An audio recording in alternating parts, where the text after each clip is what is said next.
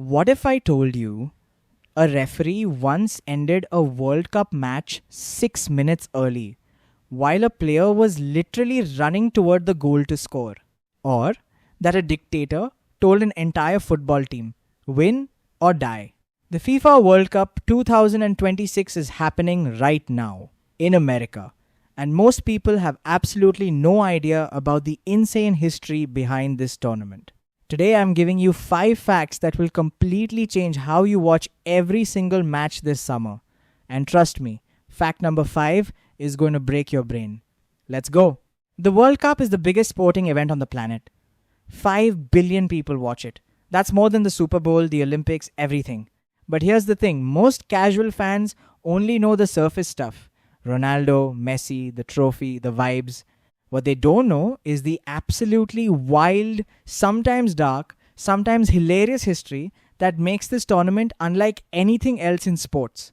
So whether you're a die-hard soccer fan or you're just watching because the games are in your city this summer, these 5 facts are going to make you the most interesting person at every watch party.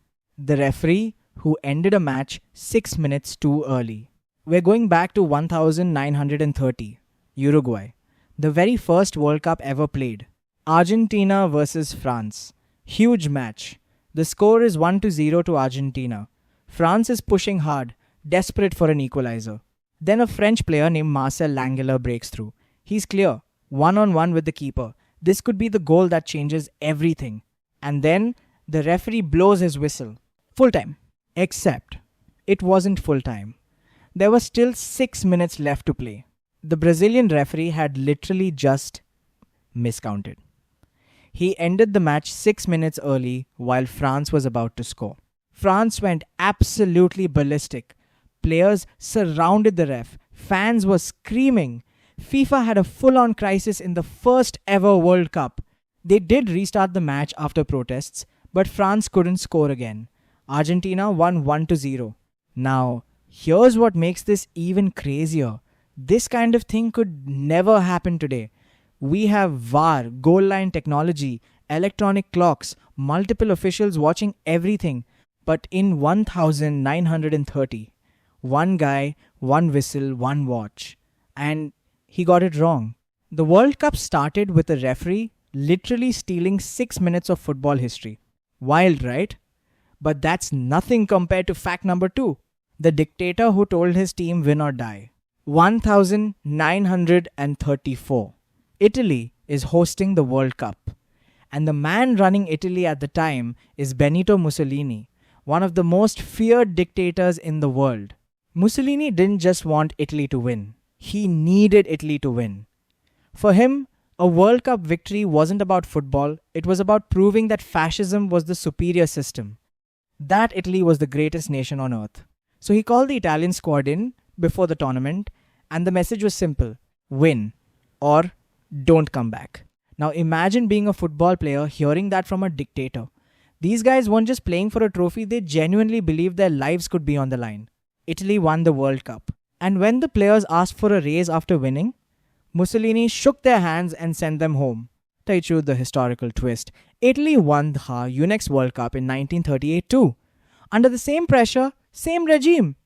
Back-to-back World Cup champions while living under one of the most oppressive governments in modern history. Football and politics have always been tangled together. And 2026 is no different. The United States is hosting for the first time since 1994, and there's already massive political drama surrounding this tournament. But we'll get to the present day stuff later. First fact number 3 is probably the funniest thing that has ever happened at a World Cup. The team that dyed their hair yellow to win. 1998 World Cup. Romania's coach Angel Iordanescu is trying to motivate his squad before a massive group stage match. His strategy? He made the entire team dye their hair bright yellow. Every single player, yellow. Like a squad of cartoon characters. The reasoning was supposedly psychological: confuse the opponents, create team unity, intimidate people. It didn't work. Not even slightly. Romania still played okay, they actually made it out of the group stage. But the hair? It became the story of the entire tournament. Every camera, every broadcaster, every journalist was talking about the yellow hair instead of the football. One player later said in an interview, and I'm paraphrasing, "We scared nobody, but at least we were memorable."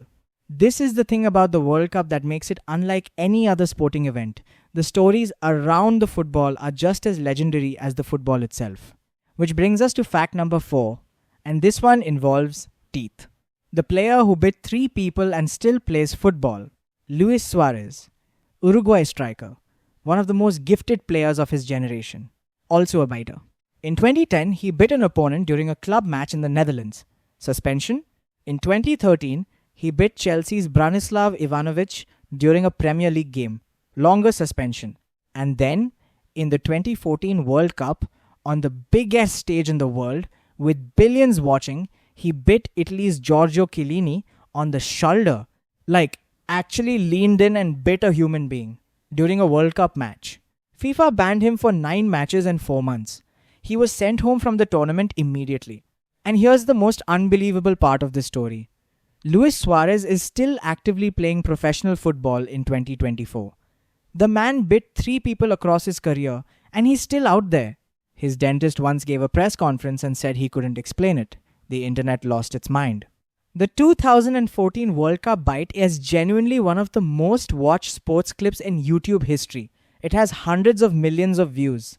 And this year, in 2026, Uruguay is in this World Cup. Suarez is retired now, but his legacy lives on with this team. Okay, you've waited long enough. Fact number 5, and I promised you this one would break your brain. It's about the country hosting this tournament right now, America. And most Americans don't know this story at all. America actually holds the World Cup attendance record, and nobody talks about it. Here's a question for you. Which World Cup had the highest attendance in history? Brazil 2014? No. Germany 2006? No. Qatar 2022? Definitely not. It was the United States. 1,994. America, a country that at the time was barely considered a football nation, hosted the World Cup and set the all-time attendance record. 3.6 million fans attended matches. That record has stood for 32 years. Think about that. A country where football wasn't even the #4 sport at the time drew more fans than Brazil, Germany, Italy, any traditional football powerhouse. And 2026 is about to absolutely shatter that record. FIFA is projecting up to 5.5 million attendees, 48 teams instead of 24, 104 matches instead of 52. Games in 11 American cities from Los Angeles to New York. The MetLife Stadium final in New Jersey on July 19th could be the most watched sporting event in human history. And here's the full circle moment that nobody's talking about. When the USA hosted in 1994, they got knocked out by Brazil in the round of 16. This year, playing at home again, the US team has arguably its best squad in decades. Young players like Pulisic, Reina, Vea, home crowd advantage in every stadium. 1,994 was the spark. 2026 could be the moment American soccer finally arrives on the world stage. And that story, 32 years in the making, starts right now. So there you have it. 5 facts that prove the World Cup isn't just football. It's history, politics, chaos, comedy, and some genuinely unhinged human behavior all wrapped into one tournament. The referee who ended a match too early. The dictator who demanded victory. The team with yellow hair. The guy who bit 3 people. And the country that holds the attendance record nobody talks about.